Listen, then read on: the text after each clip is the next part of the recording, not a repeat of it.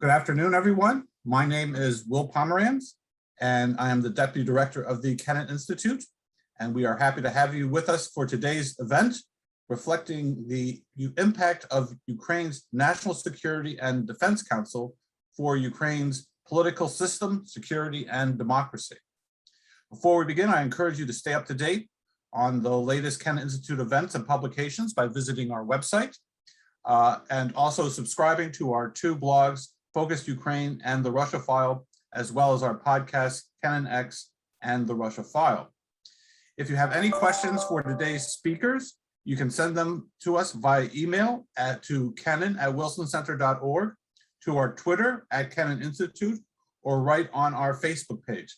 Please be sure to include your name and affiliation when you ask a question.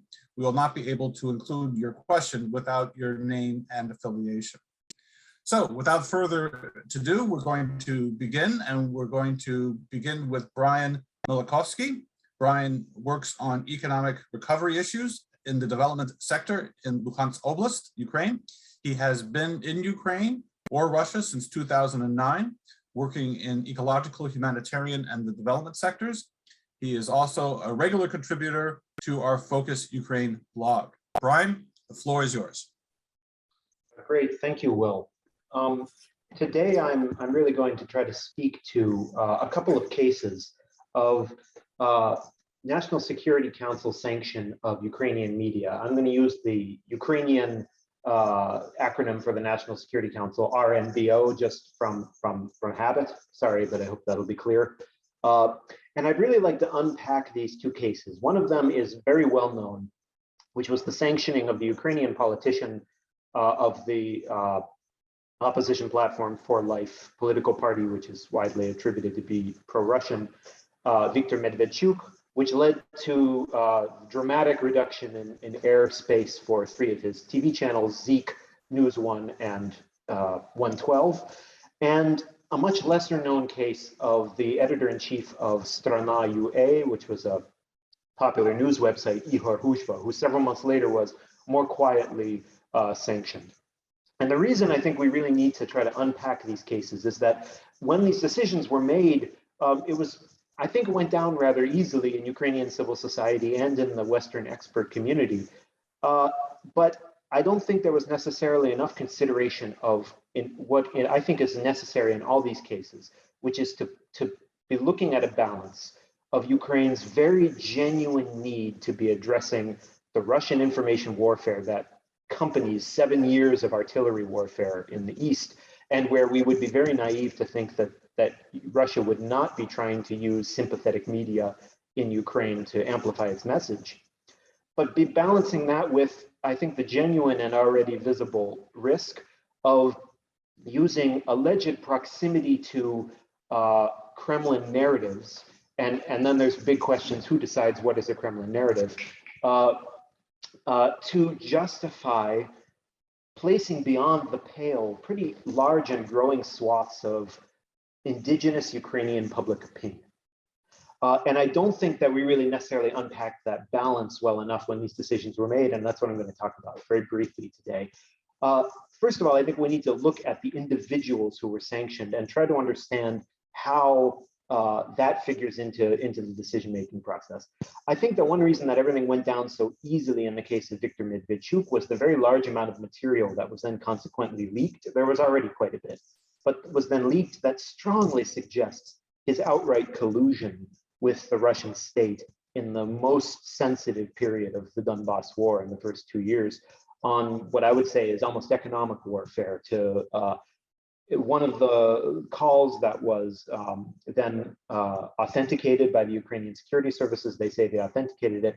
In that call, he appears to be convincing Kremlin officials not to export coal to Ukraine so that he can convince President Poroshenko to buy it from the separatists, with himself in a very profitable intermediary role. When you have material like that out in the public sphere, as well as quite a bit of leaked material that suggests that he was able to acquire such a media empire after having acquired valuable economic energy assets in the Russian Federation, I think it created a very strong impression that may well turn out to be true, that the RNBO decision to sanction him and take his media off the air was a preemptive strike that will be followed up by a court decision that will reinforce and legitimate the RNBO decision. I think a lot of Ukrainians, I think a lot of experts strongly believe that Mr. Medvedchuk might well go to jail for something close to sedition or treason. And that made the decision, well, okay, well, this will be followed up by the court system. That's fuzzier in the case of Mr. Khuzhva, who for several years ran the Vesti Media Group, which was a stridently critical group of media that turned out to have been funded by a Ukrainian oligarch on the lam, Klimenko, before moving to Strana UA, which has less transparent and well-known funding. Mr. Khuzhva was taken to court very many times by Ukrainian state organs for similar accusations of undermining Ukrainian sovereignty. And I wrote several pieces for Open Democracy about those court cases. For whatever reason, they more or less fell apart. He was never brought to justice by the Ukrainian legal system for those accusations. And he has attributed it to simply his too critical stance on the Maidan revolution, on Ukraine's interpretation of the war in the East and how it has been fighting it. That's been his stance. And he fled the country in 2018 and got Austrian asylum when a court case was opened against him for allegedly blackmailing the topic of a not very flattering piece of news. Now, whatever we think about how strong that case is, it's not about national security, it's about blackmail. And so the sort of direct line to we're going to sanction Mr. Khuzhva and take off arguably one of the country's most popular news websites offline, I think has less of a basis behind it and yet was swallowed, I would say, just as easily, which then gets us to, issues of the content of these media. I think that there's a pretty strong argument to be made that Medvedchuk's channels were just directly laying out a systematic denial and underplaying of the role of Russia in the armed conflict in the East, which very conveniently dovetails with his political party's position that basically a reconciliatory policy towards Russia is necessary. However, also we don't see, before this National Security Council decision, a very systematic state approach to alleged disinformation by his channels. We see them taken many times to the State Media Council for allegedly crossing the line from criticizing political opponents into stirring hatred. There's a Ukrainian law about stirring hatred. But then we just suddenly see a cliff from a bunch of those complaints in the Media Council to you're off the air, which gets really, I think, to using the RNBO's sort of fiat power to shut down very popular media, albeit ones that seem to have a rather strong argument that they may have been channeling seditious material, especially in the case of Medvedchuk. Again, in the case of Khuzhva and his media, I think it's more ambiguous. The argument of sedition, as I said, there were a series of court cases, but also in the court of public opinion, many people cite the fact that Khuzhva figures in the Surkov leaks, which is a bunch of leaked emails by the architect of ideological architect of the Kremlin invasion of Ukraine, Surkov, in which Khuzhva appears to be outright coordinating information warfare with him. However, those never made it into a court case. That body of leaked information has only been partially authenticated. Again, leading us to, well, is this then more about, if this couldn't work through the court system, is this more about the content? And the reason I've been rather careful, and I think we really needed to unpack these cases more, is that I think it's pretty clear, and I'll try to just cover this in my last couple minutes here, that while there are some very serious arguments being made that these media, especially Medvedchuk's, were channeling Russian narratives in something that might be approximating information warfare, in 2014, 2015, when so many court cases were being opened against Mr. Huzva's media holding, Vesti, and there was a very strong civil society press against him. Among the narratives that just kept coming up that were allegedly being fed into the media by the Kremlin was too much coverage, too graphic coverage, for instance, of civilian casualties in the Donbass war zone. As someone who's been living in Eastern Ukraine for 6 years, I arrived here in the first few weeks after the Minsk II agreement was signed. I can say that the absolutely open trauma of the war in the East is an unprocessed and extremely important issue for Ukrainians to be talking about and thinking about. That's as true now as it was in 2014. And a wide spectrum of media tried to address that. Many avoided it as simply a too explosive and difficult question. And when I saw that included as a sort of alleged Kremlin narrative that was being inserted, it made me feel more careful about these accusations, and especially gave me pause to then see, as I said, the sort of RNBO fiat used as a means to parse apart, do Vesti or Strana UA, the media run by Mr. Huzva, are they genuinely representing a worldview that is organic and indigenous to Ukraine, especially strong in the East? Are they outright channeling Kremlin messaging coordinated with Mr. Surkov, or both?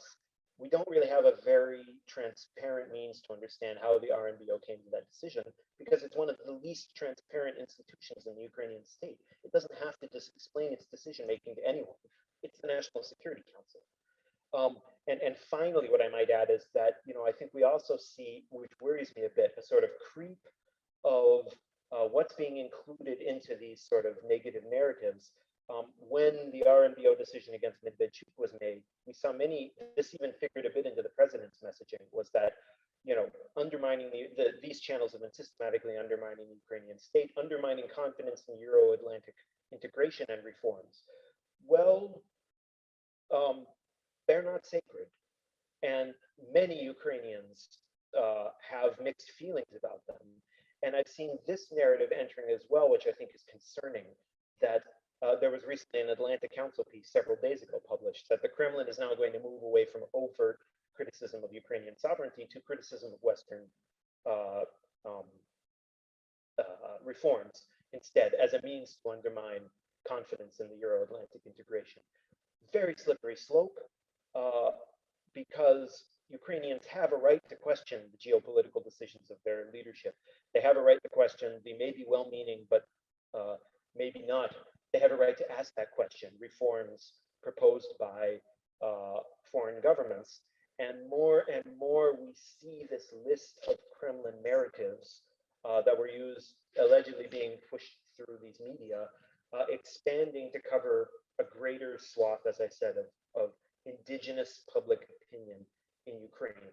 At the same time, we do understand Ukraine's necessity to police its information space, and that's why these were such complicated decisions, and why I think having it go through, as I said, the least transparent institution in the Ukrainian government, not transparent for understandable reasons, raises troubling questions for us, and really leaves it on the expert community, on Ukrainian civil society, to try to unpack those decisions and understand if shutting down some of the major media in the country was justified for national security reasons.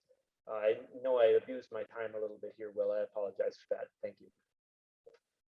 No, you're on time and very good, Brian. You set a very good example for the other panelists.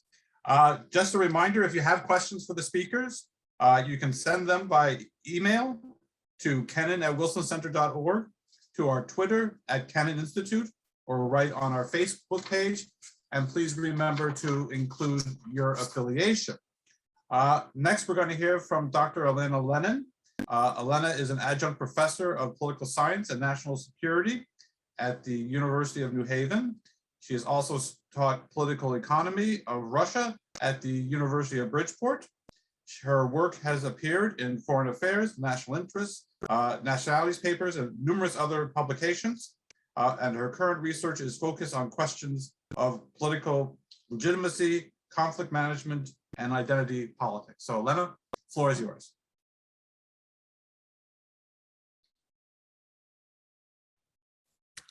Thank you so much, Bill, for that introduction, and Brian, thank you for those remarks. Always good to hear from you. So I want to echo something that Brian so eloquently expressed in terms of there's this constant dilemma, where do you draw that line between national security concerns and media pluralism and freedom of expression? And I think the case of Ukraine is not unique in that regard because the National Security Council, not just in Ukraine, but in other countries, including the United States, is first and foremost an instrument of presidential power, right? And obviously there are ways to exploit it, and there's always these conversations regarding, where do you draw that line, what's national security, and at what point it inhibits freedom of expression. But I want to echo what Brian said regarding the decision to censor, how it was perceived as a censorship by a sizable population in the East, especially sanctions against Medvedchuk's channels. And I think while many supported the government's decision to close the channels to block Russian disinformation in the interest of national security, I think the bigger problem there is the how it was done. It's the extrajudicial nature of those decisions and the lack of evidence that was provided that raised eyebrows among many critics who viewed it as an attack on media pluralism. But I fundamentally agree with the decision as a national security concern. But I think that the nature in which it was executed raises questions. The further evidence that it was effective is also the fact that perhaps it is clear right now that sanctions against Medvedchuk, and Brian is exactly correct, it's not just about fighting disinformation, but Medvedchuk is facing trial for treason. So the charges against him are much more serious than simply being a channel of Russian disinformation, which is also obviously a significant national security concern. But Medvedchuk might have been sanctions against the channels linked to Medvedchuk might have been a watershed moment in Russia losing patience with Zelensky, and the escalation that we're seeing right now could in fact be linked to that moment when Zelensky pulled the trigger and expressed it was a turning point in his administration in signaling to Russia that Russian disinformation is going to be treated seriously as a matter of national security concerns. But there are other problems with the National Security and Defense Council, RNBO. And one of them is that it has become increasingly an instrument of monopolizing power, a council that, by and large, does not necessarily have authority of its own. It is designed as an advisory council, and it is exactly in those ways that sometimes, the council abuses its power and authority in influencing, some critical decisions that are vested in the executive branch. But RNBO has become an instrument of monopolization of Zelensky's power, not just with regard to media and attacking opposition, but also in sort of general censorship and extrajudicial decisions whose legality is questioned. So one of them that I wanted to address specifically in terms of the nature of how these decisions are made is in fact RNBO as a sanctioning body writ large, right? Not just in their attacks on in censorship of pro-Russian channels, but also one case in point here is a decision that was made in May of this year when RNBO issued a list of so-called thieves in law, вор в законе, that consisted of over 500 people who were, in some, again, extrajudicial arbitrary manner that were labeled as thieves in law based on their not just criminal activity, but so the benchmark was widened to include not just activity, but any influence that those individuals might have exerted over other criminal groups or criminal activities in the country. Now, this was a very controversial decision because, again, so many people appeared on that list that, including, allegedly individuals that owned media channels that were critical of Zelensky, Ukraine 24, censor.net, those are some of the more high-profile outlets that are increasingly critical of Zelensky.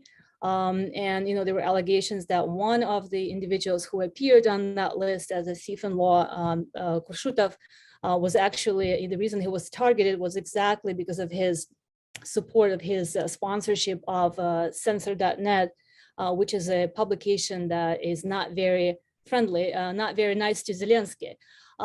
So in October of this year, then, in a very embarrassing way, the National Security Council had to admit that over 100 people were wrongfully added to the list, and they blamed the Ministry of Internal Affairs for the mistake. But this is a gross violation of human rights, and most importantly, violation of presumption of innocence, right? That's guaranteed by the Constitution of Ukraine.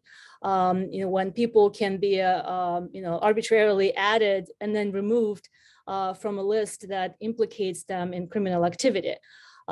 So in that way, so the legality of RNBO's functions and sanctioning of individuals is in question here, because if we look at the law on sanctions that was passed in 2014, that in fact the purpose of the law was to create a swift decision-making mechanism that would allow to quickly block the activities of particular foreign entities that were perceived as national security concerns. Now, since 2014, however, the law on sanctions appears to have been abused to where it has become a convenient instrument that allows the president to sanction individuals, both in foreign countries, foreign residents, and Ukrainian citizens, at his will. And that is where, I think that abuse of power is particularly concerning, is in sort of denying people, due process and denying the constitutional right of preponderance of evidence, and again, against and protection against sort of this arbitrary politicized persecution. And on that note too, I think if we look at the way the sanctions are implied, that it's quite obvious that the law on sanctions of 2014 has almost become a favorite tool of Zelensky. He has applied it, I think, very appropriately against foreign nationals. For example, earlier this year, RNBO issued a list of over 300 individuals and 100 companies that are linked to Russian defense industry, and they include many Russian citizens, including director of Channel 1 Russia, Konstantin Ernst, editor-in-chief of Russia Today, Margarita Simonyan, and other high-profile Russian individuals. So in that way, I think the application of sanctions as a national security tool is quite justifiable. However, the way the law has been stretched to then be used against Ukrainian citizens, including opposition members, right, is where it becomes increasingly politicized, is that the only provision in this law on sanctions that pertains to Ukrainian citizens is if they were engaged in some link to some sort of terrorist activities. So there's this presumption that sanctions used against individuals in Ukraine are in one way or another, or implicate them in terrorist activities, which is also a criminal responsibility that should not be taken lightly, even though these sort of sanctions lists are reviewed and people can be removed from them, but it kind of creates a liability and many defamation cases that are a fundamental violation of human rights. So I think that along those lines too, what has become problematic with RNBO, that is further evidence of sort of sanctions being exploited and abused, is that it's become increasingly clear that punishments are inconsistent.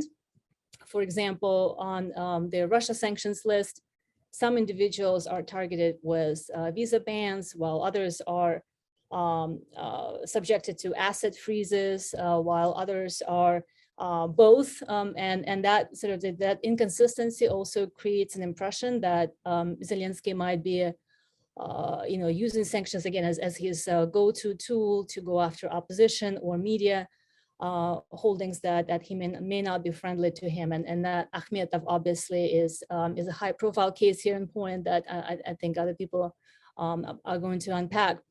And most interestingly, regarding Russian sanctions, the economic sanctions against Russia remain selective and don't cover specific sectors. And what's one of the more paradoxical decisions that RNBO made and Zelensky signed off on, and the Rada, the Ukrainian parliament approved, was the first ever sectoral sanctions that Ukraine imposed was on Nicaragua, not Russia.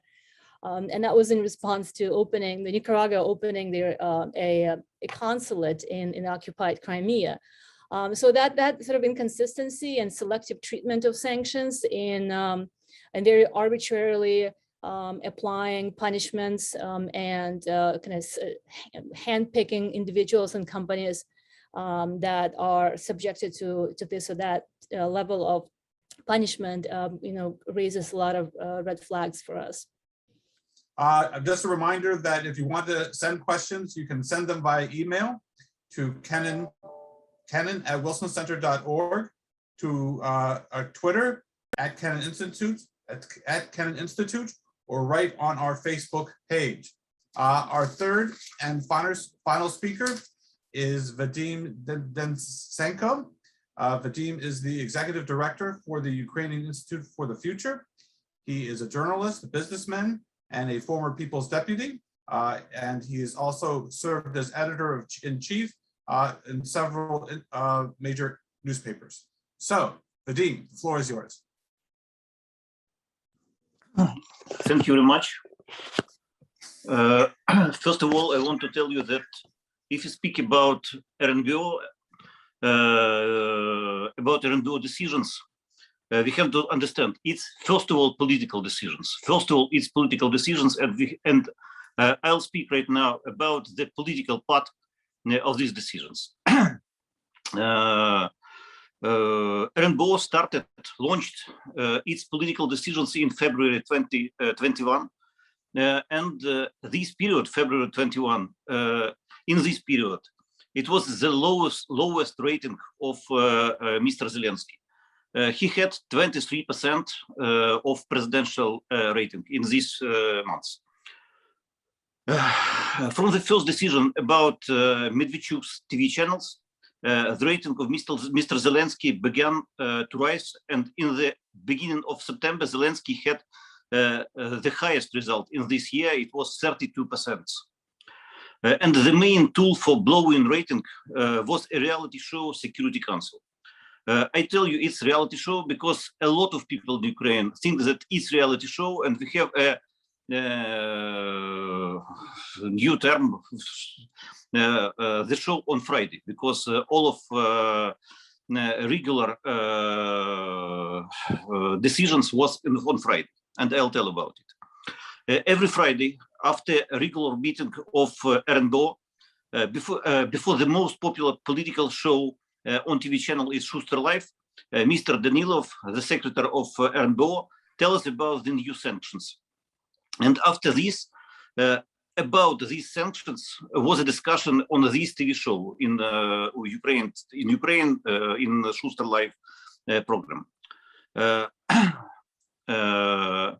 We, the Institute for the Future, made sociological researches. We have our research sociological services, and we made a lot of researches about the decision of RNBO and the attitude of Ukrainians to these decisions.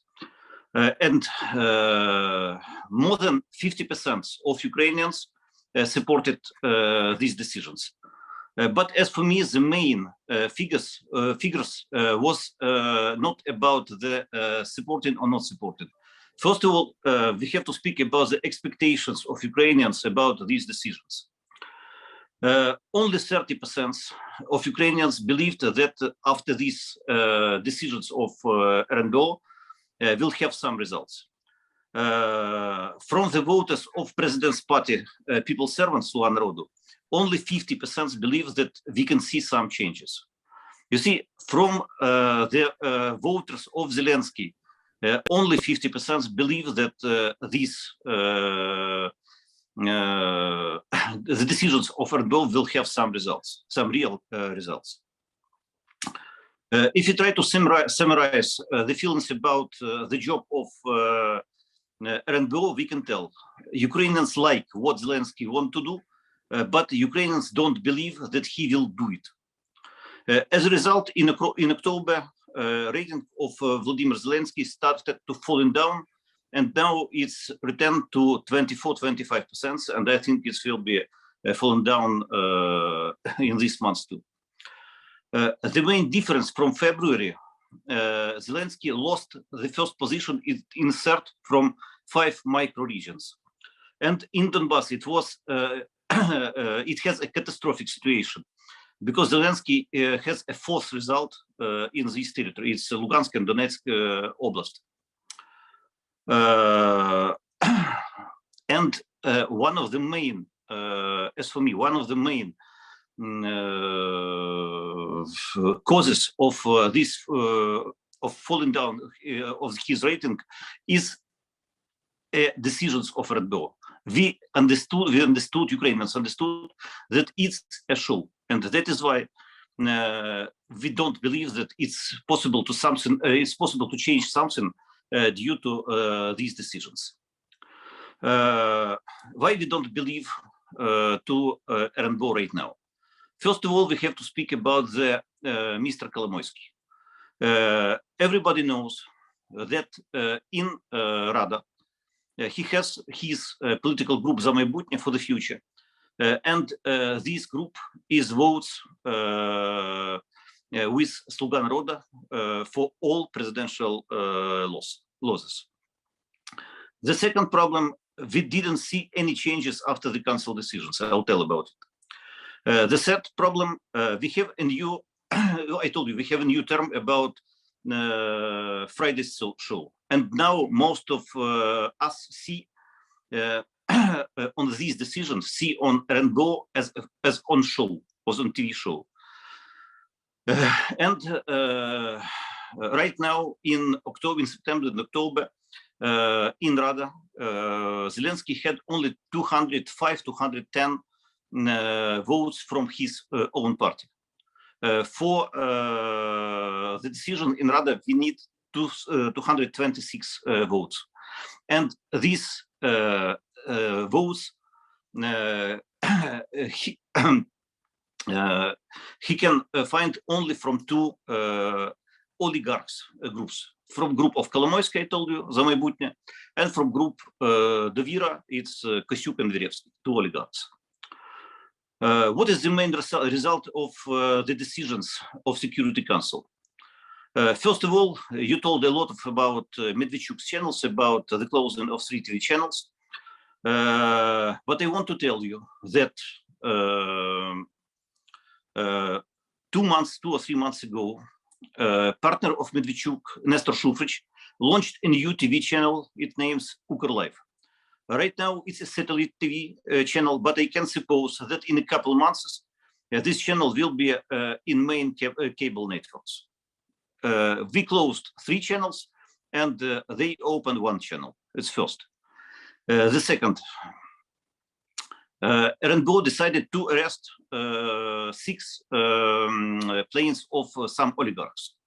Right now, 5 from these 6 planes were sold out and changed their owners. One of these planes is working in the USA right now, as far as I know. The third, sanctions against smugglers are not work. Smuggling has not decreased. Customs from the last 6 months give additional 10 billion hryvnias. But we can see that in some groups of goods, like cigarettes, electronic devices, smuggling is grows. You see, Ukraine, we have one marker. Ukraine is a unique country. We haven't a criminal liability for smuggling. And in this summer, the law about the criminalization of smuggling was passed in the first reading. But now this law is blocked, and we don't know about the perspectives of voting in the second reading.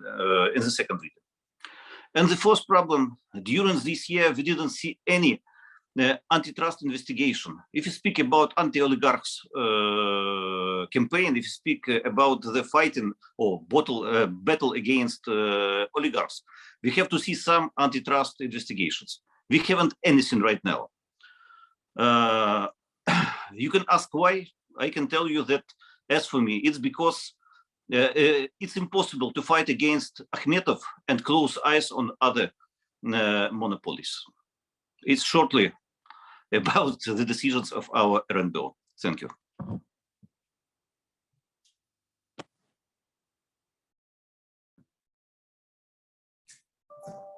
Thank you very much, Vadim. I'll take the prerogative of the chair to ask the first question. And the question is, to what extent, we've talked about the illegality or the potential for illegality and arbitrariness for this Security Council. To what extent has Zelensky just returned to the norm? And that is the norm of governing by decree and not by law.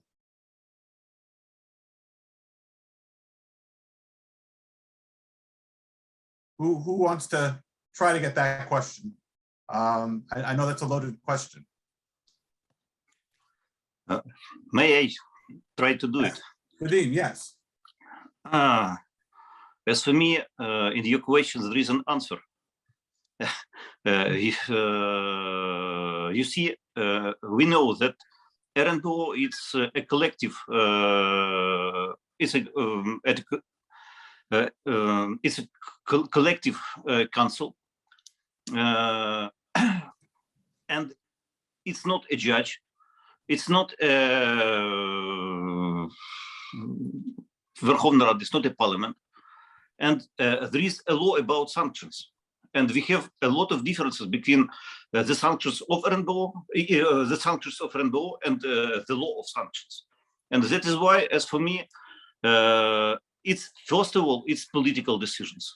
It's not a law, it's political decisions, first of all. If I can give it a stab. Yes. I think Vadim is absolutely right there. And to your question, well, whether Zelensky rules by decree or by law, both at the same time, because he has monopoly in the Verkhovna Rada in the parliament, and he's the first president to have to enjoy this monopoly. So I think that even without, I don't think RNBO is as critical of a body or an instrument of power as it appears to be. And I think in some ways we're overstating the importance of RNBO and these extrajudicial decisions, especially as they pertain to targeting opposition, because Zelensky could have done that with just the parliament, with the majority in the Verkhovna Rada. For example, even if you take law on sanctions, for example, that postulates that decisions on applying, lifting, and amending sanctions on foreign entities and foreign countries are made by the National Security and Defense Council, enacted by presidential decree, and then approved within 48 hours of signing a presidential decree by Verkhovna Rada resolution. So the reason there is such a quick turnaround is exactly because this was a national security concern in 2014 that would give the president the ability to quickly block threatening activity coming from whether in an informational space or physical space. But this was a powerful tool that was absolutely warranted at that time. But again, Zelensky doesn't really need RNBO necessarily in this case to exercise complete monopoly on decision making by legal means.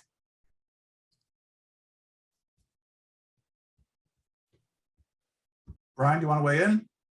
Yeah, I might just add, I think that the extent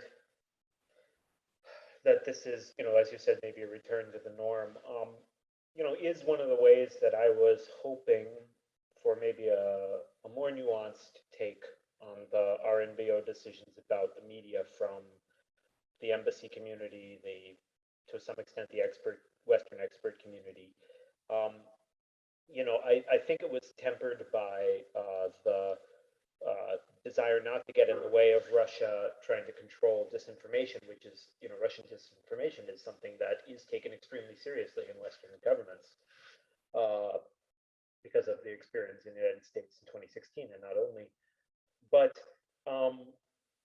the extent to which there was a lot of talk about there needs to be a framework, a lot of talk before these decisions for the last several years in Ukraine, with some encouragement, I think, from the Western community. There needs to be a framework for addressing disinformation. There need to be transparent rules and an algorithm by which you start saying, hey, this media is saying something, this media outlet is saying something that's not true, and we are going to say give you 3 strikes. We're going to give you a level of legal sanction that you can appeal. There was some pressure for a framework of countering disinformation in Ukraine. Some NGOs, international NGOs, were doing really great work on trying to push for that. I think Human Rights Watch was really pushing for a transparent approach to disinformation in Ukrainian media. And then how instead we get it through, I don't want to abuse this phrase, but our, National Security Council, fiat, through, and there was radio silence. There were supportive statements a couple of days after the Medvedchuk decision, which I understand again, but I think it was a missed opportunity to talk about exactly what I mentioned earlier. Are we sure that the balance is being struck here? And I was surprised to see silence when, as you said, it was sort of a return to earlier norms. How have Western countries responded to the reliance on the Security Council? Has there been any sort of questioning of the lack of transparency or the decision to kind of focus power in this Security Council as opposed to the other institutions of power? I can only speak to that in the regards to media. I have not studied the overall issue of RNBO nearly, I think, with the width that Elena and Vadim have, but as I said, there was sort of supportive tweeting from several Western embassies several days after the Medvedchuk decision. I think basically radio silence when other figures like Huzhva and the extremely controversial pro-Russian blogger Shari were sanctioned, as well as, forgetting his name, a figure who came up in the 2016 scandal in the United States. So I think particularly the embassy was not going to object to his Derkach was sanctioned alongside Huzhva and Shari. So I would say that was rather explicit sanction of rather explicit acceptance of using the RNBO to make that decision. It was pretty hard to come to a different conclusion. I'd say as somebody to echo what Brian said, as somebody who is in a Western country right now, just my read of how the West responded to this was overwhelmingly positively with regard to sanctions again, Medvedchuk, and the closure of those quote pro-Russian channels. I think here in the West, I would say by and large, this was a welcome move on the part of Zelensky. A lot of people here in the United States applauded that decision. Again, specifically with regard to Zelensky, fighting misinformation, or as some people try to like to call it, hybrid warfare, as much as I personally dislike that term. I don't find it helpful or useful. But I think what a bigger concern is that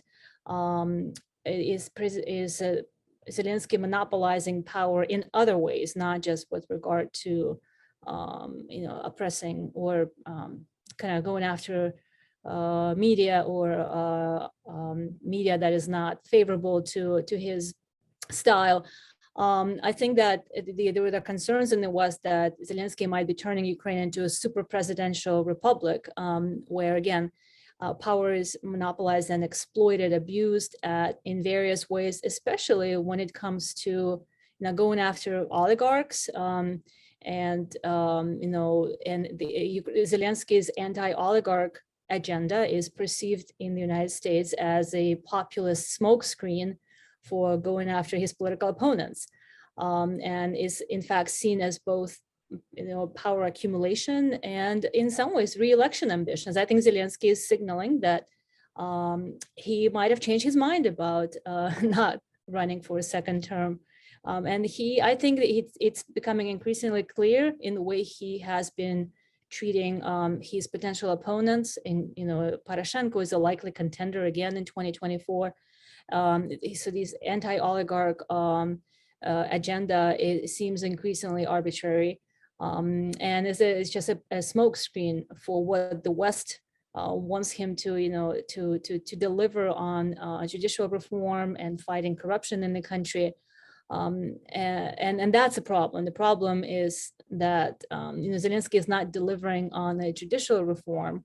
That is a bigger problem than fighting Russian disinformation or censoring media. So, for example, the anti-oligarch law that is in question here is that gives RNBO power to designate to be the ultimate decision maker, right, as to who is to be considered to be defined as an oligarch. But there's a lot of power. There's a lot of, again, arbitrary decision making there. But it's also quite easy to get off that list by simply transferring media assets to another party, or again, using proxies. Zelensky himself has done that, right? Using proxies in offshore companies. For example, Poroshenko has recently announced that he had sold his TV stations to current and former journalists as sort of there was like a welcome sign that was perceived as Poroshenko just being sort of a transparent democratic leader. But in some ways, this was also done to avoid being declared an oligarch under the law that would deprive him of using those media assets, as a power tool, as an instrument of promoting a certain political agenda. So I think again, the bigger the response from the West here was more, I would say, it was complementary of sanctions against Medvedchuk, but increasingly negative and judgmental as far as Zelensky's anti-oligarch and anti-corruption agenda that seems to be hypocritical and not quite where the West wanted it to be. Vadim. Yes. You see, I told that, and I want to repeat that the decisions of RNBO is political decisions, and every political question has only political answers. If you speak about Medvedchuk and sanctions against Medvedchuk, we have, as for me, we have a big consensus in Ukraine, and our research is told that more than 75% Ukrainians supported this decision, and that is why it's a big consensus in this country. If you speak about anti-oligarchs laws, about the possibility of RNBO in manual regime decides who is oligarchs, who no, there are a lot of questions about it. But as for me right now, we have some red lines. Red lines is the arrest of Poroshenko, for example, the arrest of some other politicians. And we have these red lines. And in these red lines, we have internal Ukrainian, something like consensus. It's not consensus, but something like consensus. And as for me, if you speak about the Western countries, about the responsibility of them, about these decisions about RDO, as for me, there isn't one typical answer, because it's red lines, and we have to understand what these red lines in this time, in this day.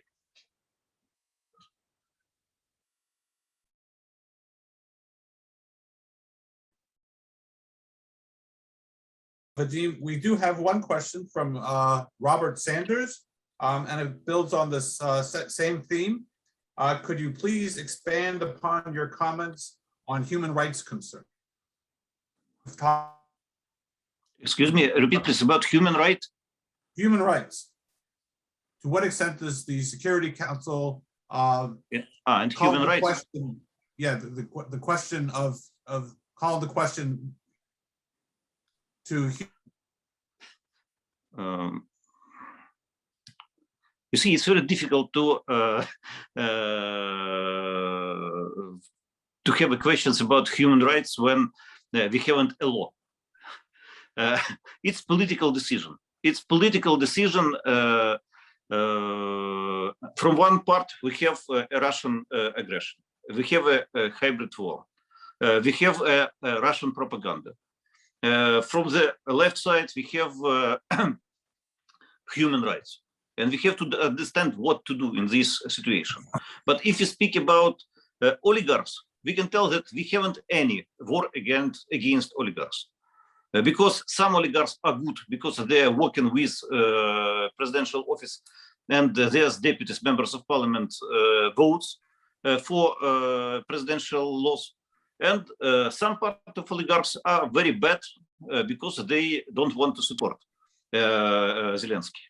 If you speak about Akhmetov, 2 months ago, he was a very good oligarch because his deputies voted for Zelensky laws. Right now, he has a big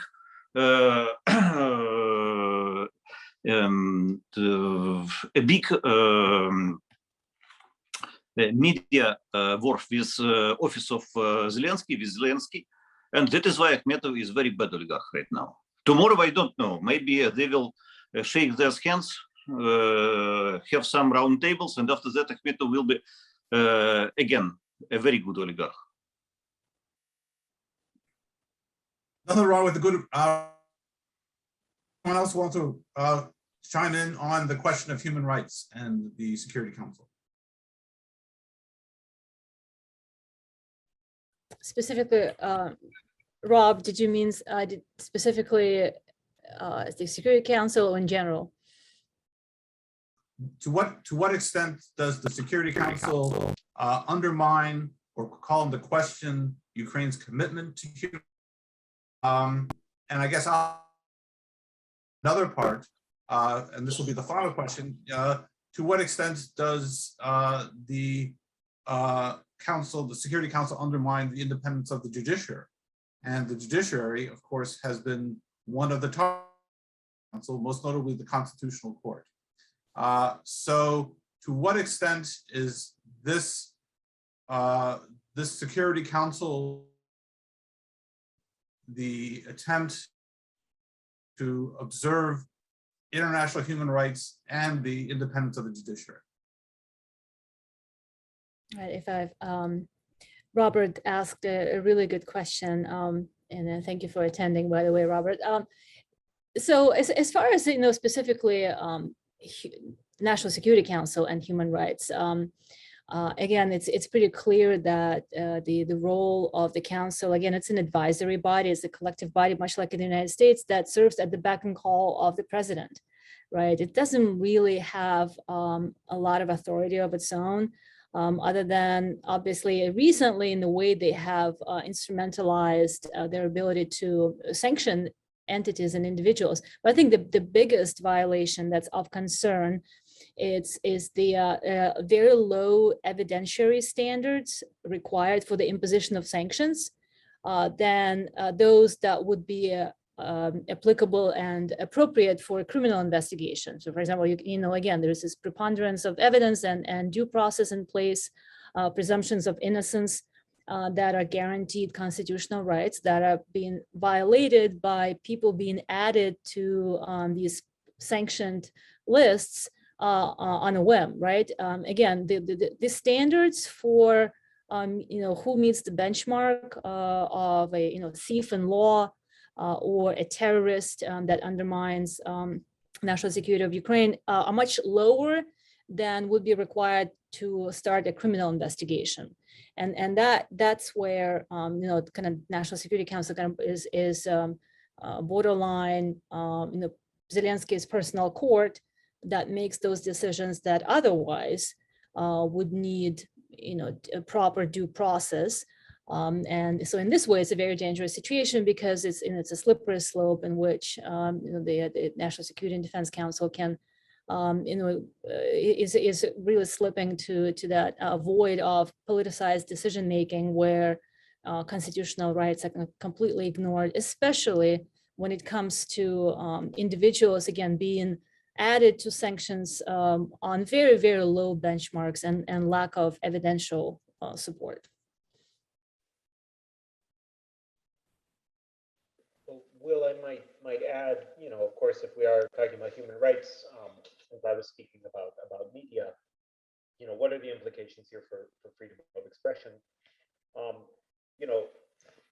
As we all know, right to freedom of expression and a free press don't give media carte blanche to disseminate any information as they see fit, especially in wartime. But again, when we see this decision taking place without any clear algorithm for deciding, what is the decision-making process to determine that a media is seditious, that media are seditious? I think these media had been kicking around in the court of public opinion so long that a lot of people had come to that conclusion. But a lot of people had come to that conclusion who, belong to a different part of the political spectrum than where those media are. A part of the political spectrum that we in the Western expert community hear more easily than that part that might have found those decisions outrageous. That part of civil society is not generally tweeting in English. We're not necessarily picking up signals from them very well. I think living here in Eastern Ukraine, I've been based in the city of Severodonetsk in Luhansk Oblast for the past 5 years. Makes those signals a little easier to pick up. And what I'd say is, what did Ukrainians lose something in the sanction process, along with potentially becoming safer if indeed the body of evidence that the RNBO used, which we can't know, was strong enough to actually demonstrate, yes, these were seditious publications. So there is that possibility, and it's thus potentially true that Ukrainians across the board became safer.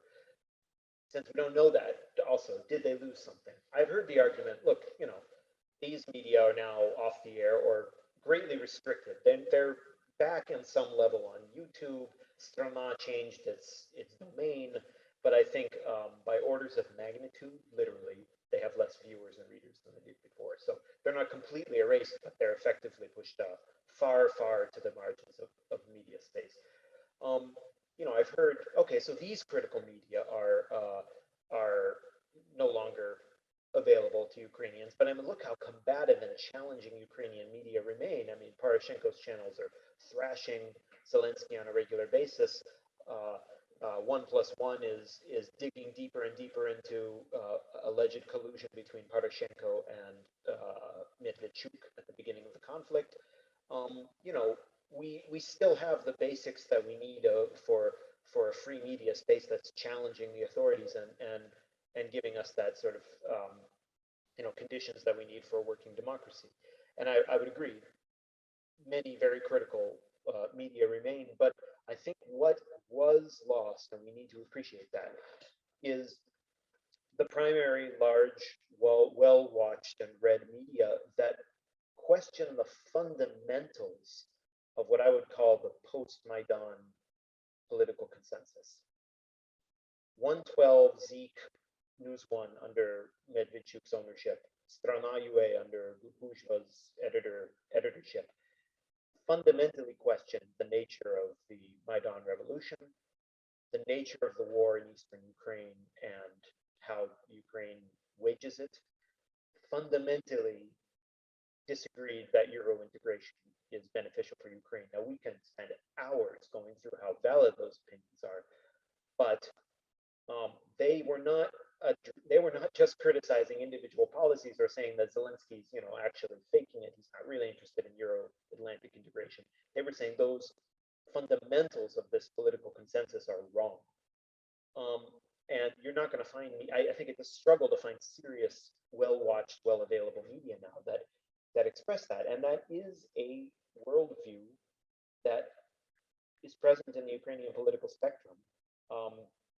I think a pretty good indicator of that is the fact that Medvedchuk's political party regularly thumps its opponents here in eastern Ukraine, dominating local government across Luhansk and Donetsk Oblast. I'd say his viewership lines up reasonably well with his political base of support. And good or bad, we need to understand that the Ukrainian media sphere is fundamentally different without those media that question the basics of the political consensus. Then it's up to us to understand, well, were they bringing too much risk to Ukrainian body politic in general because they were funneling in Kremlin messaging? Or, what does that mean for the millions of people who vote for Medvedchuk's party and watched his media or read Buzha's media? What does it mean for their freedom of expression? Go ahead, Elena, and then Vadim will do the final word. Yeah, I think Brian just touched on something very profound, is this idea of conflating national unity with political consensus.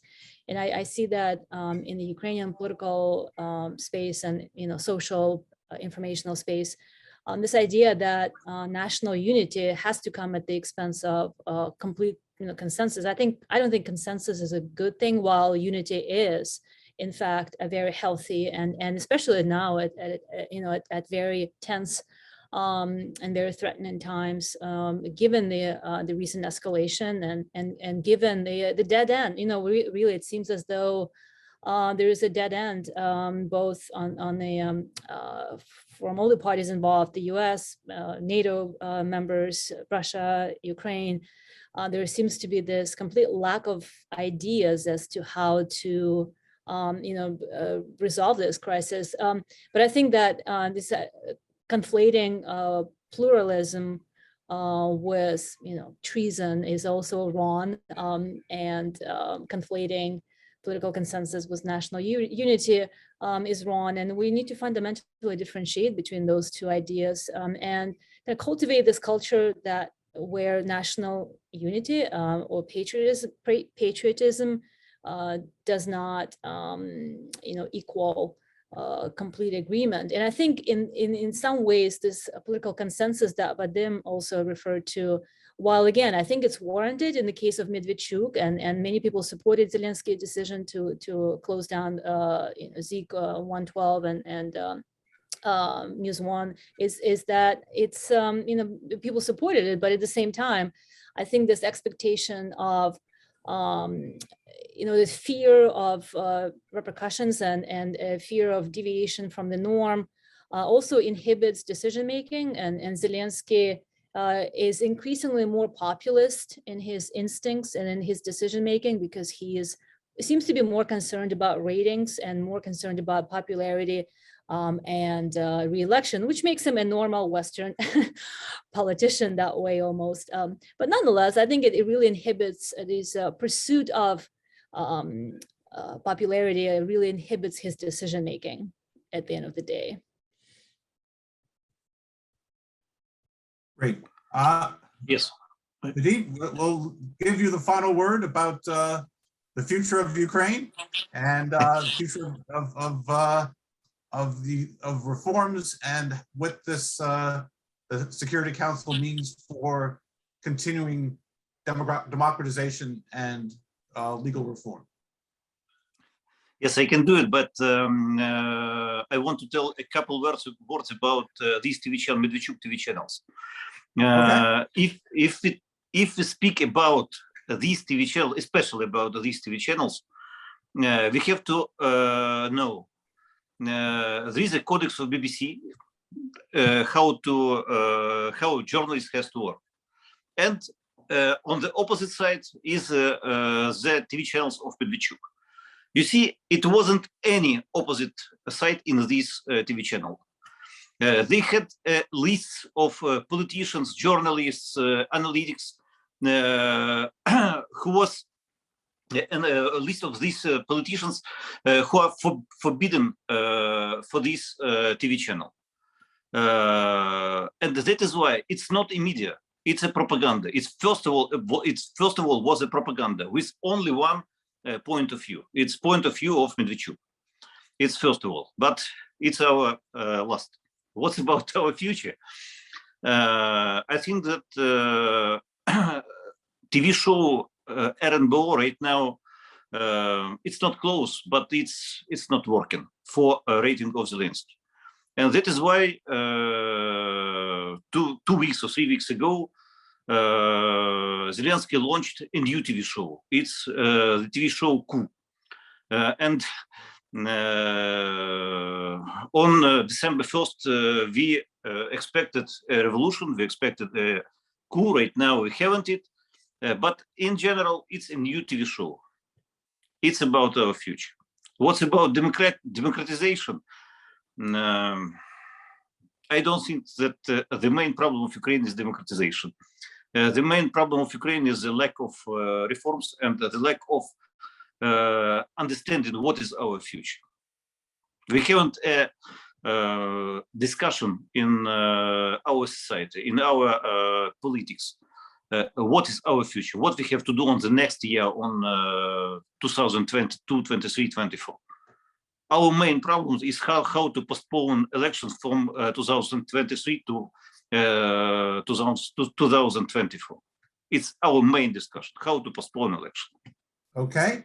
On that note, we'll bring our discussion to a close, but I would like to thank all of our speakers for this engaging conversation. And obviously, this will be an issue that we'll we will look to in the future because Ukraine's ability to reform will be implicated by this Security Council.